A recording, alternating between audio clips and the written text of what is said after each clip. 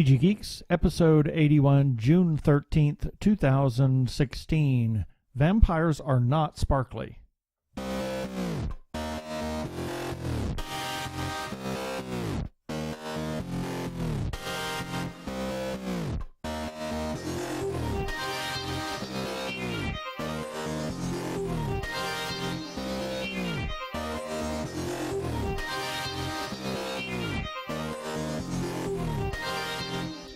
Hello and welcome to another webcast from tggeeks.com, where Ben and Keith, the Two Gay Geeks, talk about all aspects of geekdom and nerdery. Sci-fi, comics, film, horror genre, you name it, we talk about it.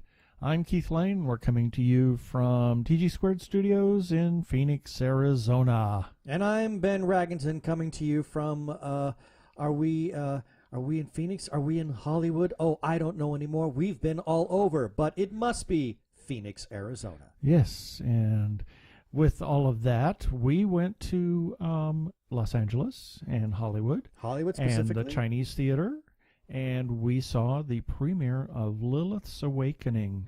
As you may remember, we did talk to Monica Demes. She is the director of Lilith's Awakening. And the writer. And the writer in episode 75. Right.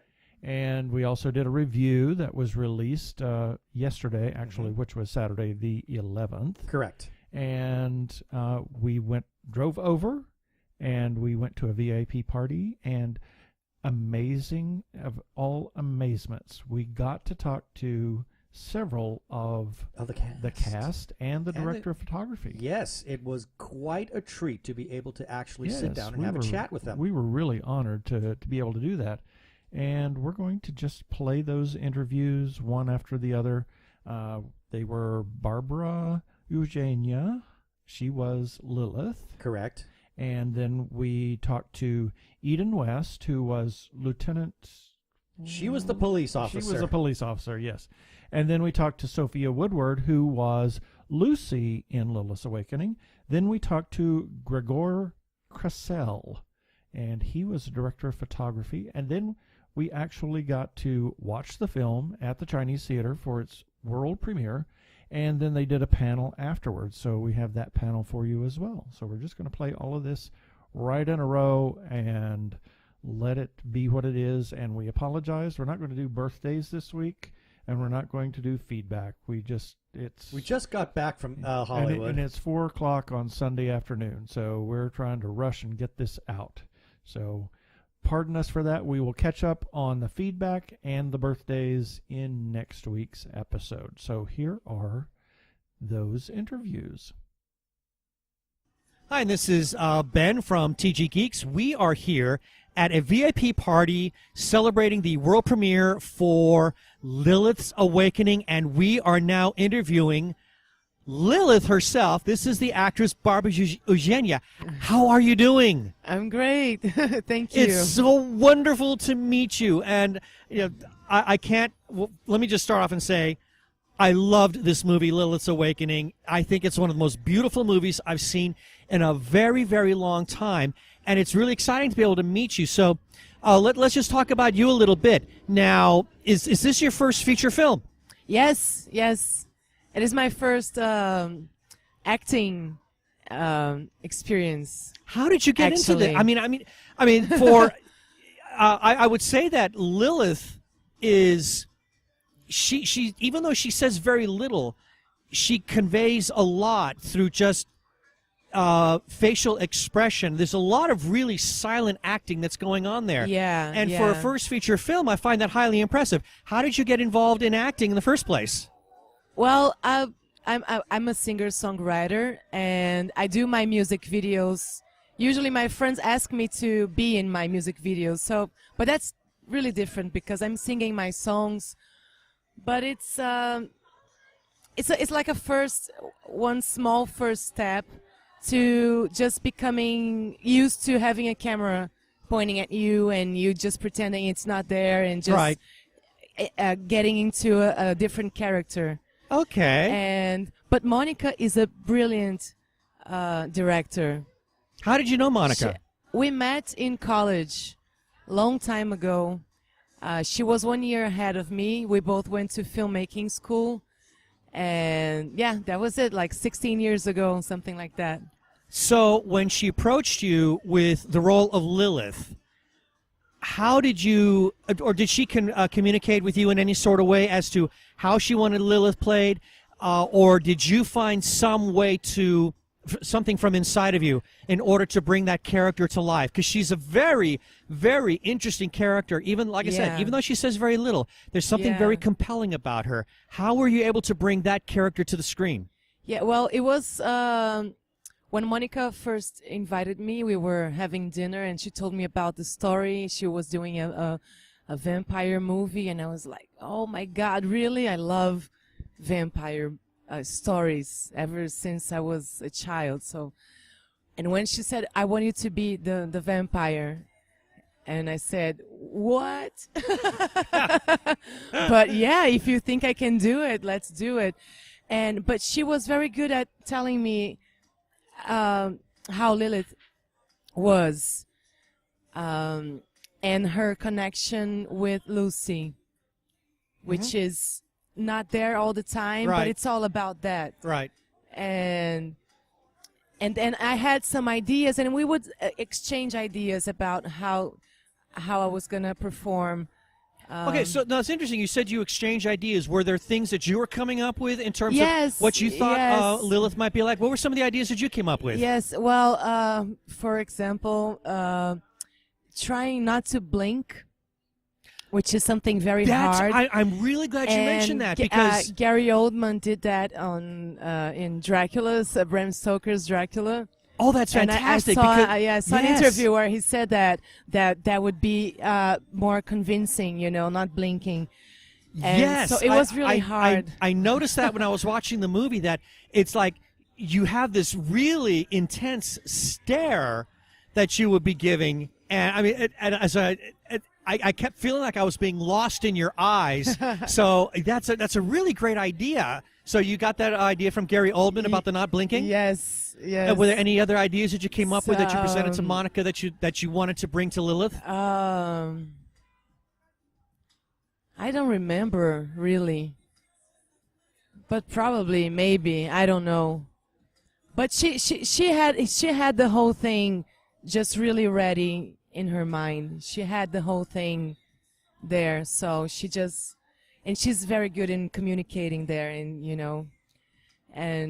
yeah, it's mostly her. Okay. So now you said that you are you're a performing artist. Yes. In Brazil? Yeah. So, but now that you've done this acting role, are you interested in possibly doing more acting in some form? I've always wanted to do some acting, like since I was a kid, but I never had the courage, because I take it very seriously. Like it would be terrible to be bad at it, Do you feel like you have more confidence now that you've done Lilith's Awakening? Yeah. It was a really good first experience. So now that you've done this, would you be interested if someone approached you and said, I really liked you in this? Yes, for sure. You'd be happy to do it. Okay, so now for anybody who wants to know more about you, is your music readily available here in the United States? Yes, it's in iTunes, Spotify, everywhere. All the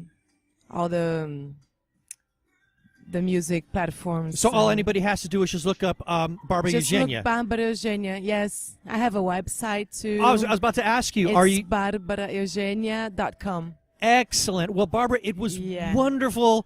I mean, truly, it's a joy to meet you. I'm very happy to have a chance to chat with you. Again, I love the movie. Congratulations. I think this is very exciting, and I just hope nothing but great things for you in the future. Oh, thank you. Thank you. And this is Ben Raggington again, once more at the VIP party celebrating the world premiere of Lilith's Awakening, and we are now talking to Eden West. Hello. How are you doing? I'm doing absolutely awesome tonight. Oh, it's wonderful to meet you. And for anybody who doesn't know, well, when you finally get the chance to see Lilith's Awakening, Eden plays a police officer. Lieutenant Morris, yes. And totally unrecognizable. Totally. I'm really 80 years old. You're right. I don't know. Maybe you need to put on the glasses. Maybe that's the only way I'm going to be able to recognize Oh, you. man, you should have seen me on the set. Actually, I was so into this character, I couldn't drop it because it was so much fun. I was doing photo shoots with the art director on the lawn just because it was perfect. What was it about the character that got your attention? Well, I mean, usually I will play parts that are at least someone who is more or less a regular person, but this person's whole identity is based on them being a cop. Right. The character I play in Lilith's Right. Awakening. And so that's outfit. I was like an entirely different person, and it came with its own personality, and I got a lot of good pictures out of it.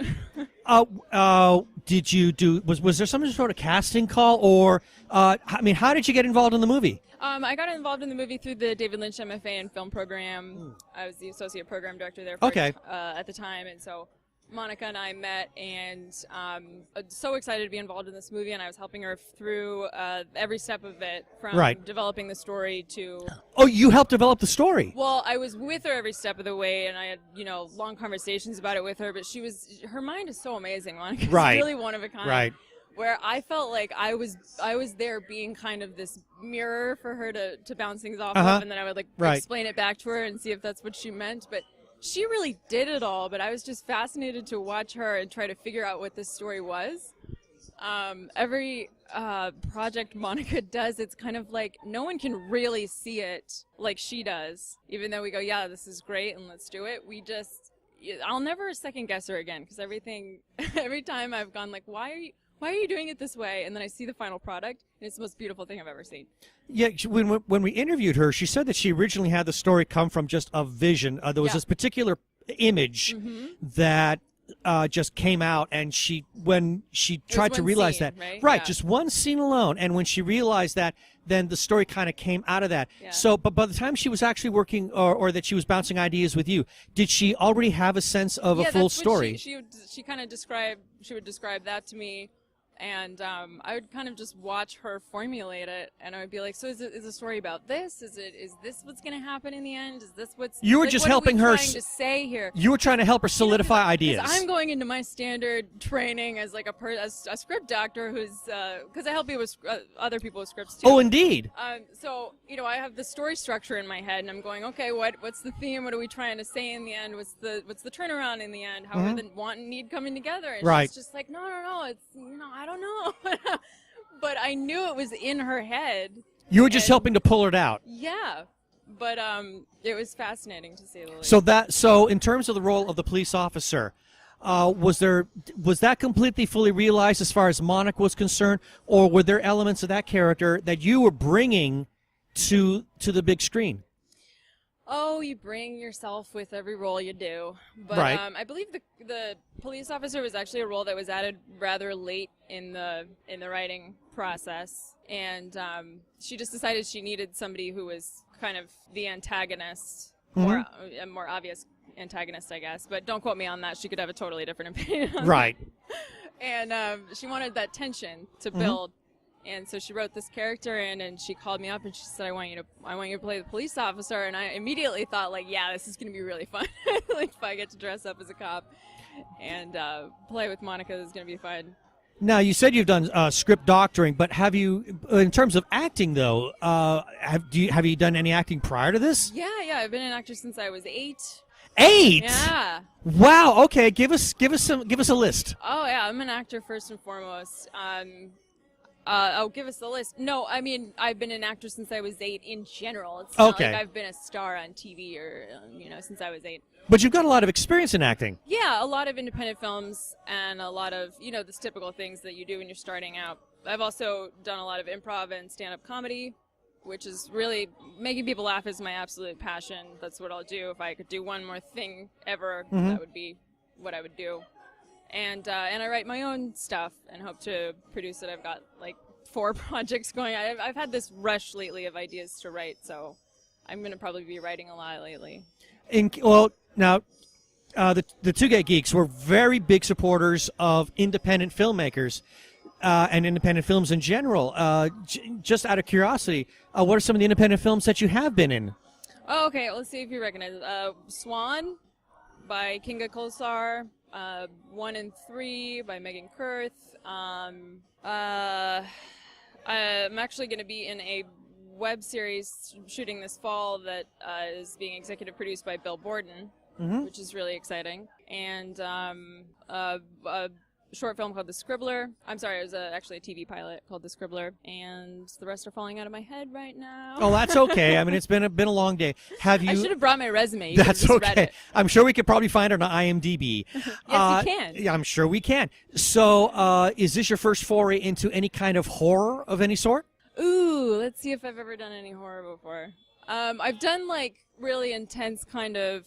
I've been like a superhero. I was a superhero. Okay, once. That was now in you've got Thriller. my attention. And I've been in a lot of student films, which are always like dark and depressing. Right. But no, I've never been in anything like this. Is there a particular genre that you would like to act in primarily? Comedy. I'm a comedian. You are a comedian. But it's ironic because people always like to cast me in dramatic roles because I have a very specific look, which doesn't really, like, it's not really a good thing because you get like one role out of a million. Well, it's funny you should. I mean, I meet you here. I see you sitting here, and that's one of the things that threw me off is that you have this very bubbly, jovial appearance about you, and that's part of one of the reasons why I thought, no, you weren't the cop.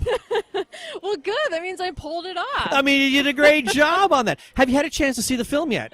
Yes, I've seen it. I've seen one very early version and the finished version once at a private screening. Oh, you have seen the. What did you think of the film when it was all finished? I'm absolutely in love with it, and I was, my jaw was on the floor the whole time because Monica, she just every obstacle that was thrown at her, it was like it didn't exist. It just didn't register. Right. It was amazing. It was really inspiring. Because at first I was like, oh, she's walking into this and she's got some really big challenges, but she just pulled off every single one. Well, if there were any challenges, it didn't show. I thought. She I turned think, them into benefits. It was amazing. No, it's a beautiful film, and I would consider it perfect, pretty much from top to bottom. Well, Eden, it was a joy to talk to you. So as well. Thank you very much. I wish you great success for the future. And yes, do you have any social media presence? Oh, who doesn't these days? Yeah, you no can kidding. find me on Facebook. My name is Eden West. Instagram, my name is Eden West. And Twitter, my name is Eden West or Eden M. West. Yeah. Well, because my first name ends in an N and then the M, and so even when you look at either one of those versions, it looks the same. So just look up Eden West or Eden M. West on all social media, and you'll find me. Okay. Well, Eden, it was a pleasure to talk to you. Thank you so much for sitting down and chatting with us. Thank you so much, guys. It's been Thank an you. absolute Thank pleasure. you.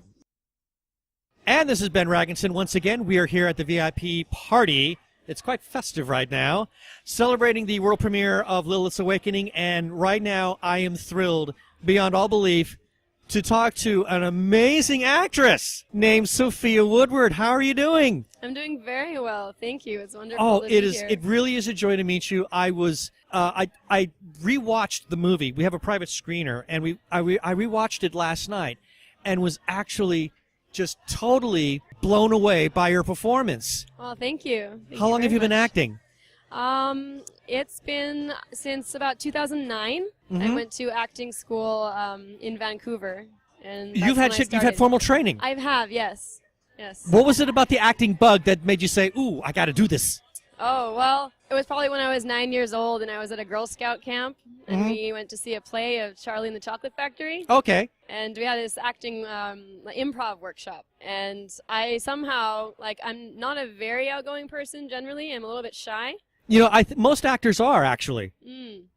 Yeah, so I somehow just took the reins. I felt like this was my opportunity to just play, and I told all the people in my group what to do, and I just I don't know, I took a coconut. It sounded like and you I were made it into directing, something else. actually. I pretty much was, and then I was acting as well, and I was making my own characters, and I had the facilitator for the workshop laughing out loud, and I just felt so happy from that experience. I got It's a to whole get out of role my- play sort of thing. Yeah, got to get out of my shell and be the bigger me that I know I am, kind of thing. Is that what it is about acting that you find so fascinating about the idea of playing characters that aren't you? Yeah, but also I'm always me. So when I'm playing the character, it's like a facet of myself that I am playing, as well as at the same time it's this duality of being myself but being a different character.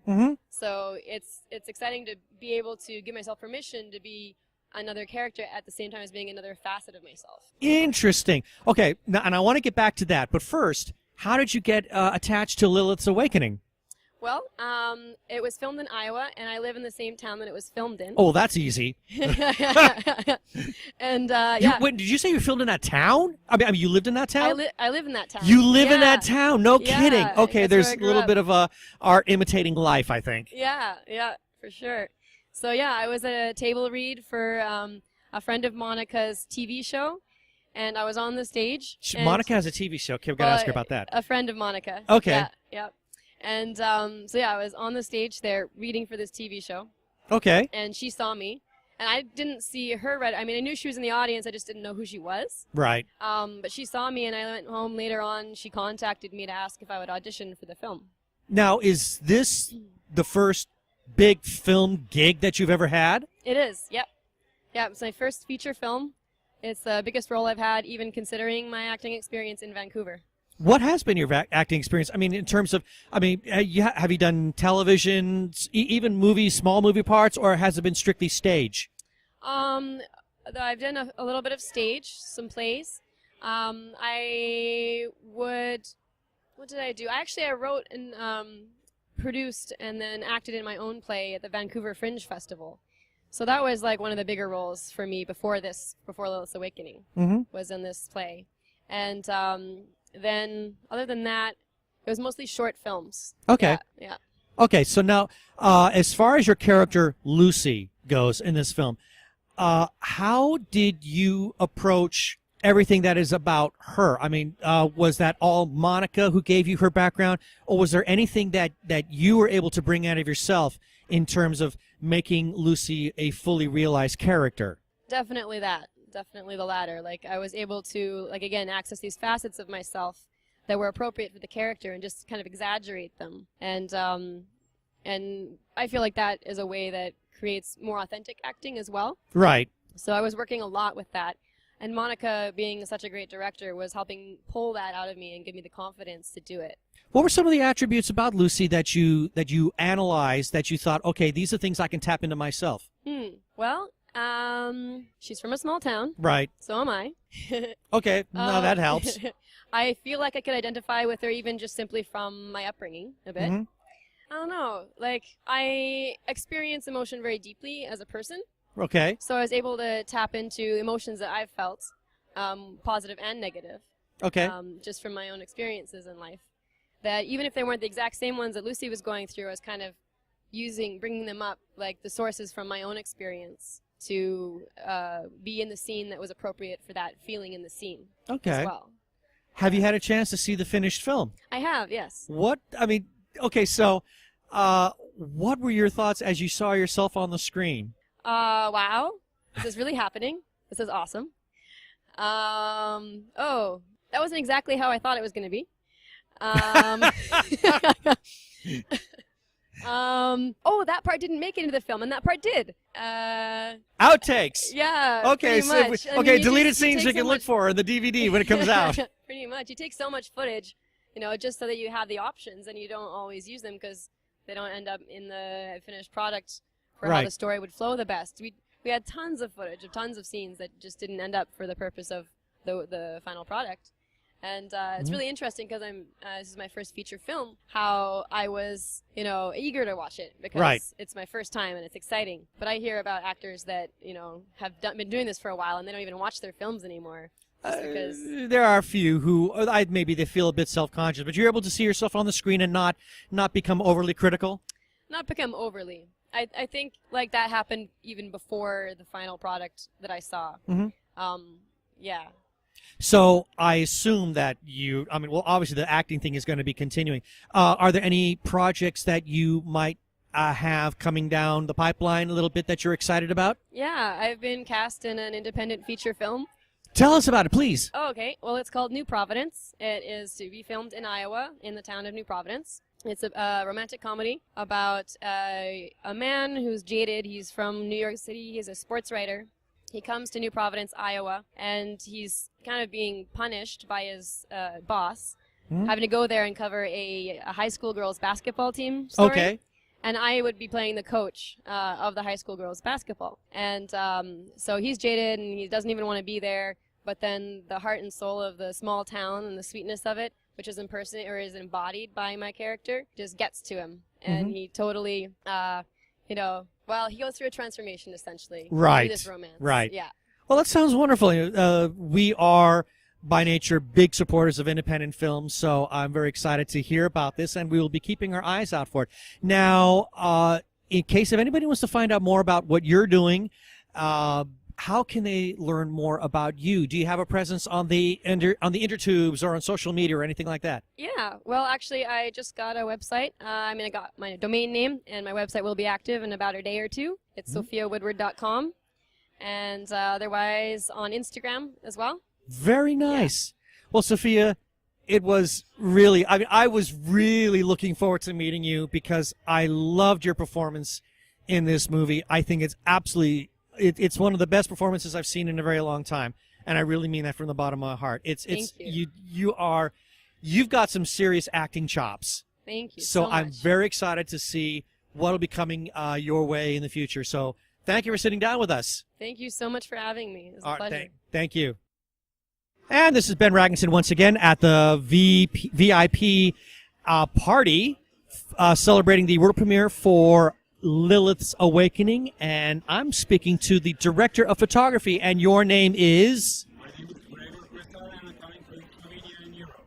Okay, so let's first how long have you been doing director of any kind of photography and film? Well, it's about 10 years now.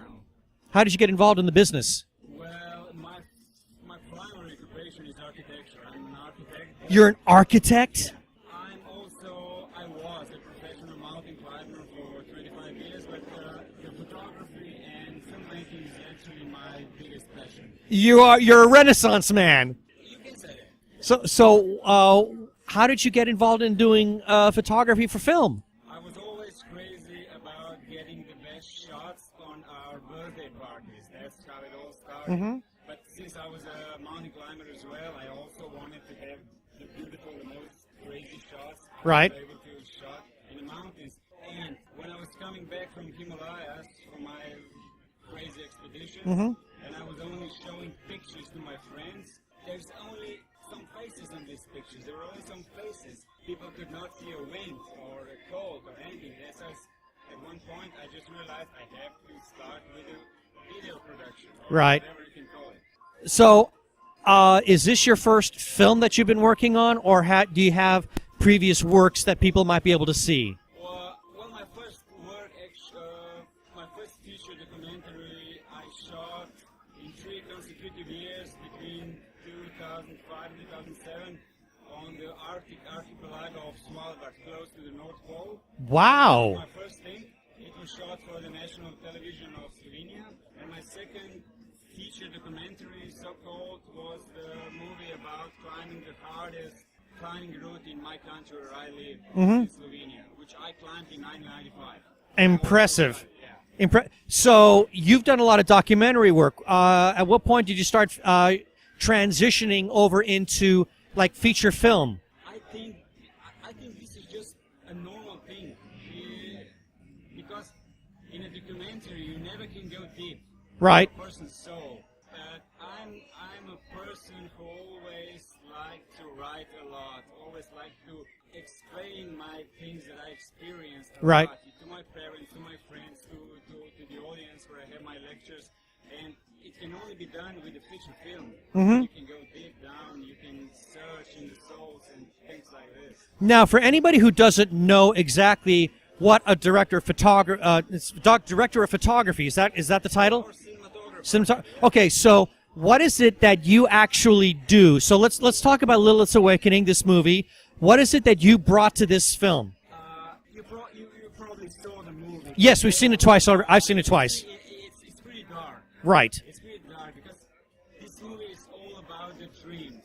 And the dreams are only coming up when you're sleeping. And when you're sleeping, it's usually nighttime. Right. So we were trying to play with this just as little light as possible. But anyway, still try to show some expressions, some little things. And in one thing that I'm really good is I can play with just only one light. Mm-hmm. Cinematographers usually they will say, yeah, we need at least 10, 12 lights, and then we'll make a proper lighting for a night scene. Right. It's not like that. If you have one good light and a good director and a good cinematographer, you can do everything with just one light. And I shot almost half a movie with just one light. Right. Yeah. So how did you get involved in this movie in particular, Lilith's Awakening? A few years ago, I was in Spain getting a Grand Prix from one of my movies that I mentioned before. And that was in Spain, in Torelló, and a few kilometers to the south. There's a beautiful city of Vic where I met Monica, and you know things can just keep on going. Right. So she approached you to do Lilith's Awakening. Was it whose idea was it to do in black and white? Was it Monica or was it yours? It's definitely Monica's idea. Cinematographers usually don't choose this kind of things for Right. a movie. No, it was definitely Monica's idea, and I was pretty happy because people usually think black and white. It's easy. We'll just shoot the movie and then we'll turn it to black and white, and everything's gonna be fine. No, It's never like that. no, black and white's actually very difficult. It's very difficult because you have to think of all these little things. You will you'll lose a lot of information. Right. So your lighting has to be very, very good for black and white. There's some really magnificent scenes, just little shots here and there. How much of that was Monica's direction? How much of that is your creative input?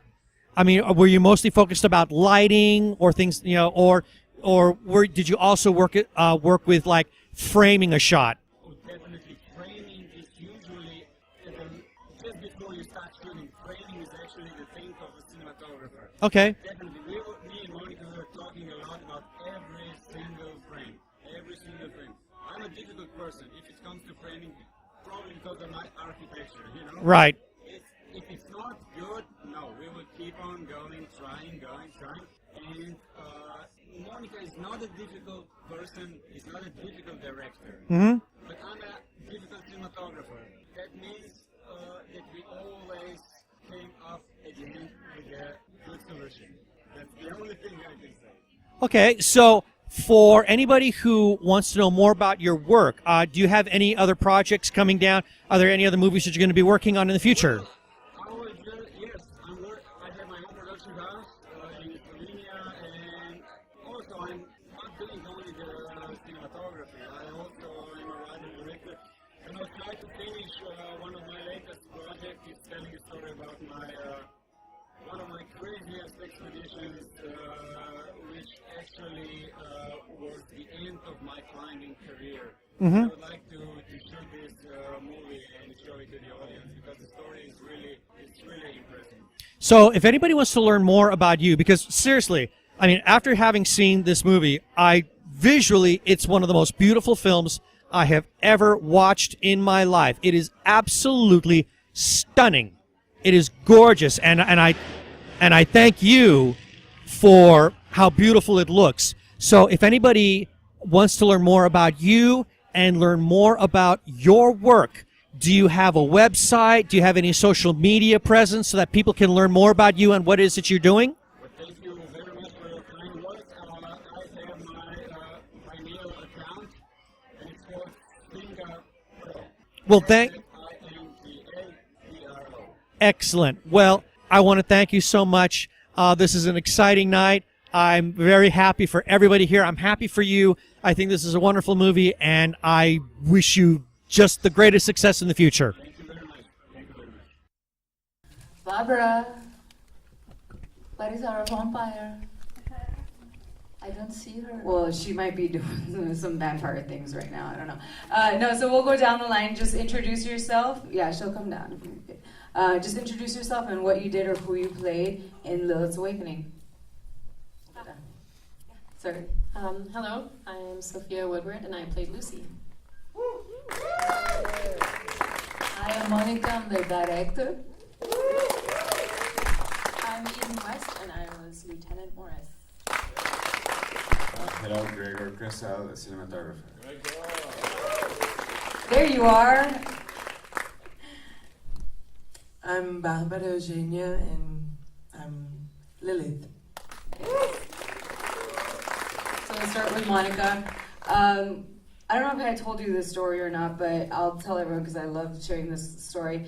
They were sending me all these horror films to program, and it was towards the tail end of it, and I was trying to watch them as fast as I could, and I was at Pep Boys getting my oil changed. I'm like, well, I need to watch this. And within 5 minutes of watching your film, I stopped it, and I called them, and I said, stop everything, we need to program this.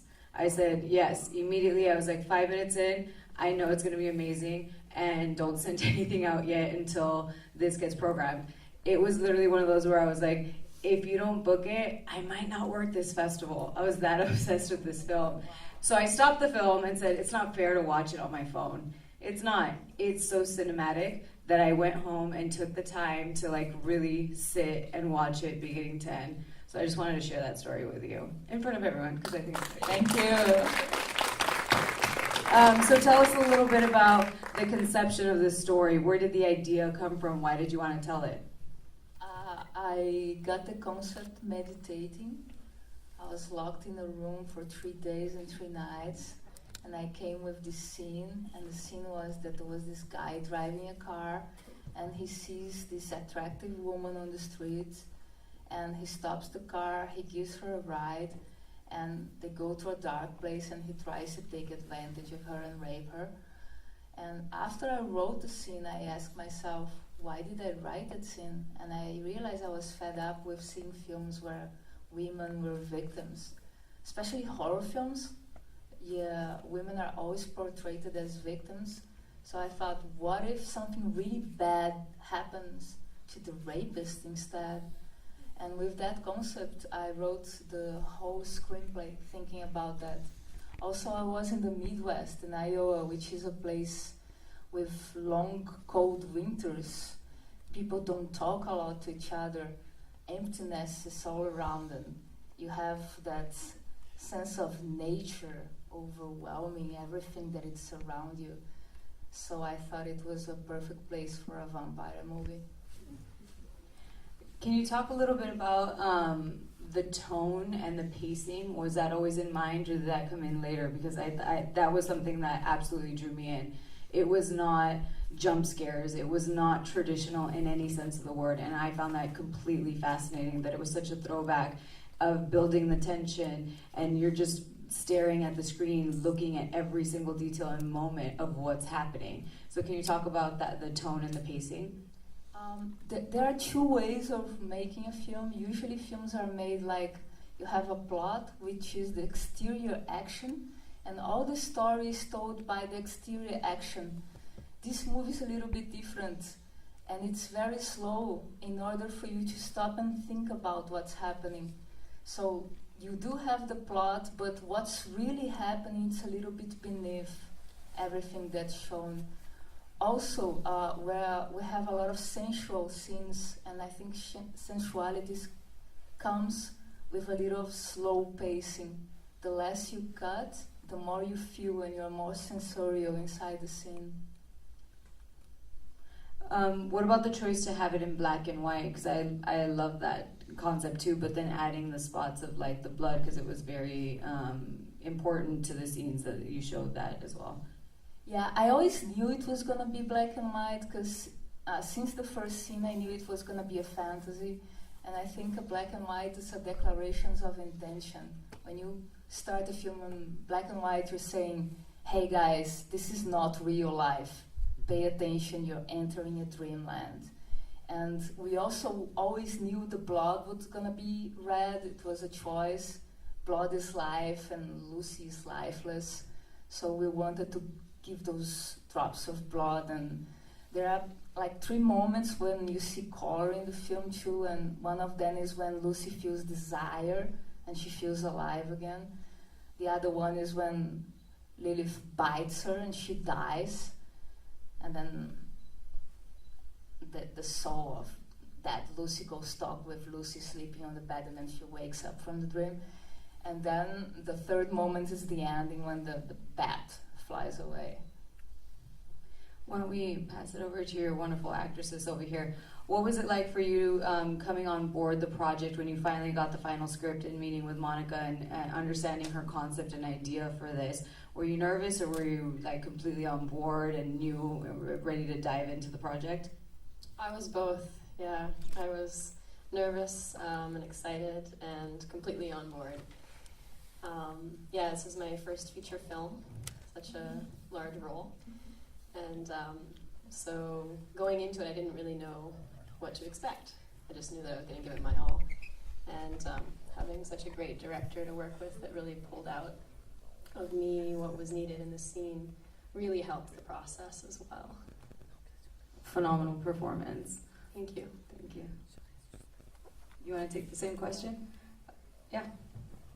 About getting the script and coming on board the project.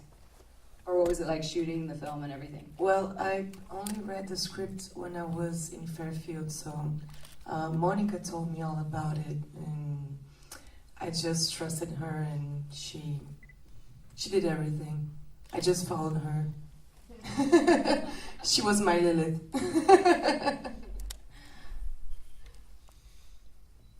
I probably read every version of the script, but I have to say it was kind of amazing trying to figure out what was in Monica's head, because she so clearly had this vision that she wanted to express and write down, and so we would like talk about the story for hours before it was even a script. But it's amazing to me to see the final product and then remember those conversations, and I see it now, what she was trying to explain to me for so long, and it's been an awesome experience. So when I did see the final script, I was on board a long time ago, but I'm very glad I did it.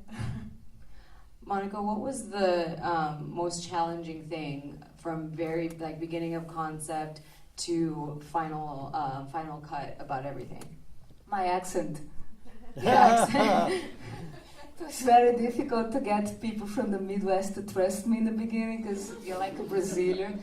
You go to their place, to their lands, the gas station, the little gas station in the middle of nowhere. So I came to this old lady, 85 years old, and she's like, I'm like, I really need to shoot here. This is the last gas station of Iowa, the last old one, and my film really needs it. Can you rent it to me? And she's like, oh, darling, I'm like 85 years old. This is gonna be too much for me. I don't think I can handle it. So luckily we have this great actor working with us, Steve, and he was an ex-wrestling fighter, and wrestling is a big thing in Iowa. So he invited the son of the old lady to go to a wrestling fight, and they made friendship, and then he presented him to the champion of Iowa of wrestling, and then the guy got really happy with my actor, and then the old lady finally said yeah. But everything was like that. It will take time for them to trust me, which is normal, right? Sometimes, I don't know. Sometimes, yeah, it depends what part of the country. There's some part of the country that they're a little racist, a little scared of stuff. But was it aside from that, was it nice to shoot there? Did you shoot actually like dead winter? Was it freezing for everyone? Yeah, it was really freezing, and it was great to shoot there. She was very excited after she met us, and the press was there, and she was, wow. Yeah, it was nice. Very nice. Do we have any questions out in the audience? I'm going to step over here for the light. Any questions, guys? Don't be shy. Hey, I want to thank you guys. It's like very late and you guys are here. So sorry. Why don't I end with what's up next for Lilith's Awakening? Are you taking it to other festivals? And what's up next personally for everyone? This was the first film festival we sent this film, actually. I finished it in March 1st. I came to LA in March 2, and I started submitting it to film festivals. 1 month later, it got awarded for Best Cinematography, Best Actress, and Best Directing by the Iowa Motion Pictures, which is not a film festival. It's just an awards night. And I came back, and then I got the notice from your film festival, and then I started working on the DCP and the 5.1, and we're still waiting to hear for the other film festivals. Sorry for the hard turnover. I just wanted it so bad. I was like, it's getting in, so find a way to give it to us. What's up next personally for you guys? Still acting more? Hand over the mic. Yes, I've been cast in an independent feature to shoot in Iowa. Should I talk about what it's about? Sure, yeah, of course. Okay, so it's a romantic comedy, and it's about a journalist from New York City who's kind of jaded, and he's punished by his boss to go to Iowa and cover high school girls basketball. And I would be the basketball coach, and then there's the romance and, change of heart and all that good stuff. A nice change of pace from this, yes. Yeah, good balancing. What's up next for you?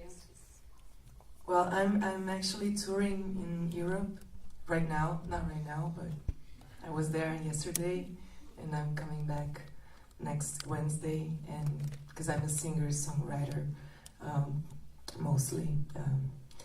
So I'm gonna tour for another month in Europe, and that's about it.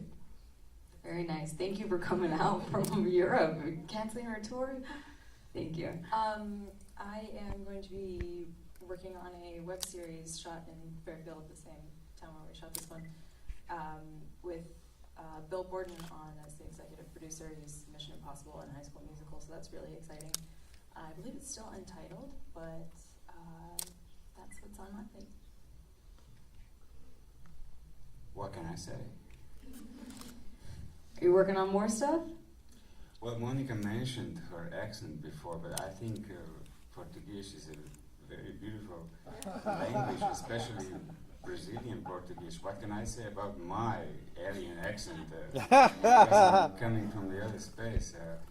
I was having some difficult times with all the crew, but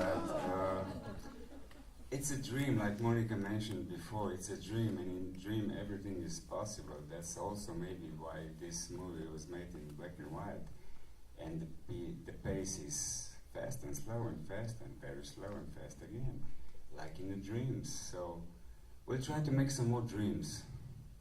Absolutely, and cinema is universal. So we'll end with that, folks. Thank you guys so much for coming out. Another big round of applause for Lilith's Awakening. Thank you guys for your performances in such a beautiful film. I'll take that from you. Monica, if we could have you sign our poster right over there, please, anywhere you see a spot. Thank you guys so much for coming out. I know it's so late, but please don't forget to vote. 1 to 5, 5 is best. If you love Lilith's Awakening, please give it a 5 and we'll collect it on your way out. Thank you guys so much for coming out to Dances with Films. We have more films tomorrow, and then that's our last day, so come back and see us. Thank you guys.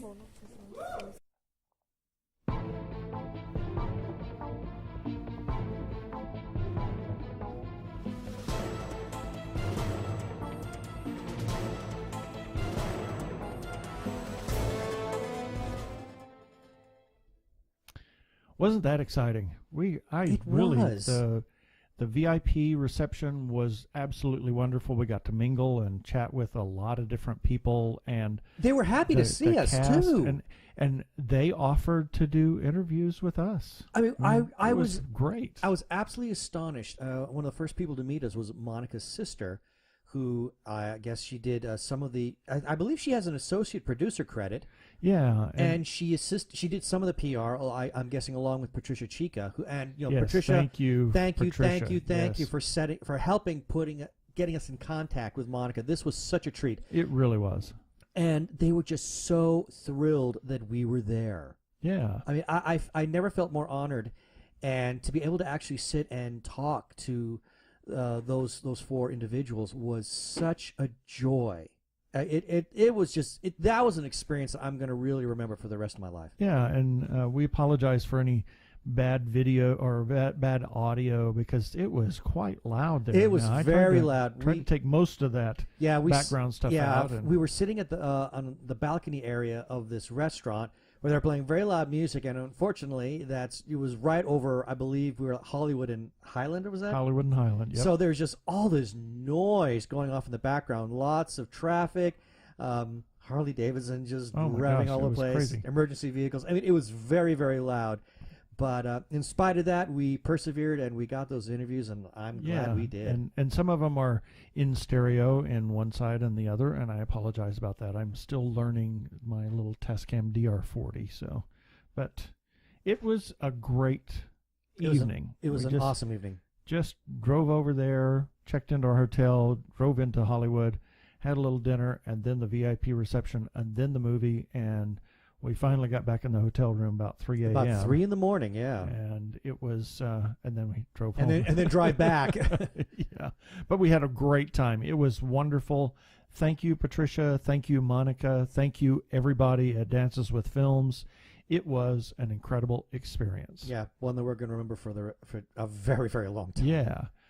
And we want to say that you're important to us. We want to hear what you think about this episode, about any of our episodes, about any of our content on the website, and you know how to leave feedback, whether it's on Facebook or on our website, or you can call 469-TG Geeks. That's 469-844-3357. And we want to just do a couple of other follow-up items that we kind of have to do a little bit every time. We want to thank everybody, or the individual actually, that nominated us for a Parsec Award. Thank you so much. Absolutely. And we want to say something about our Amazon ads over on the right-hand side and at the bottom of each page. Please just go ahead and click through on one. It tells Amazon that we're doing something. And if you want to buy something, think about buying it through one of our ads. And it gives us a little feedback. And lastly, but not least, please rate us on iTunes. We really appreciate it, and we appreciate you spending your time with us when you do.